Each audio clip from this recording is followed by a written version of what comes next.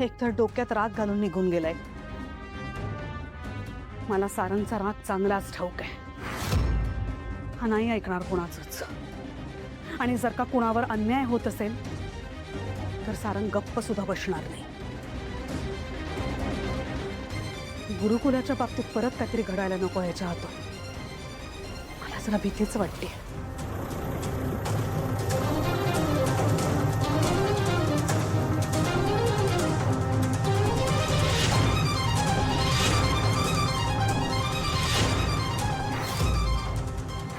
हे सगळं कुणामुळे होतंय हे सुद्धा मला कळतंय।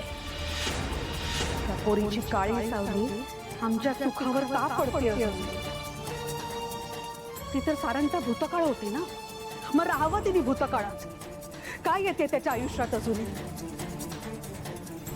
नाही, मी नाही असं होऊ देणार। काहीही झालं तरी मी माझ्या सारंगच्या आयुष्यात तिला परत येऊ देणार नाही, आणि त्यांचं नातं तर जुळूच देणार नाही।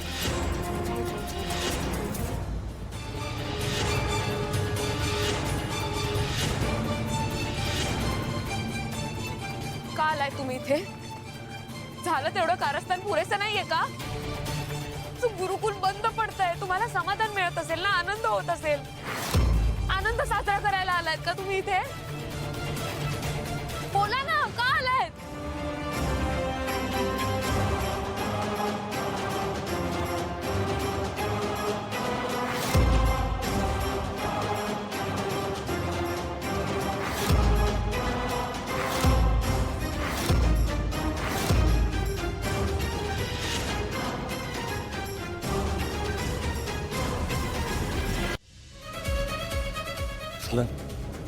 काय वेडेपणा करतोस?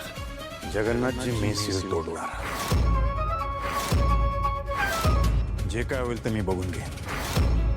बघ तू शांत हो। कायदा हातात घेणं हा यावर मार्ग नाही।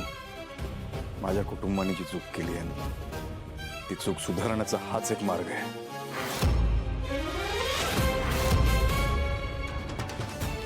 सारंग सारंग ऐका ना प्लीज, हा वेडेपणा नका करू। पोलीस केस होईल, तुम्ही जेलमध्ये जाल। प्लीज सारंग असं नका करू, प्लीज।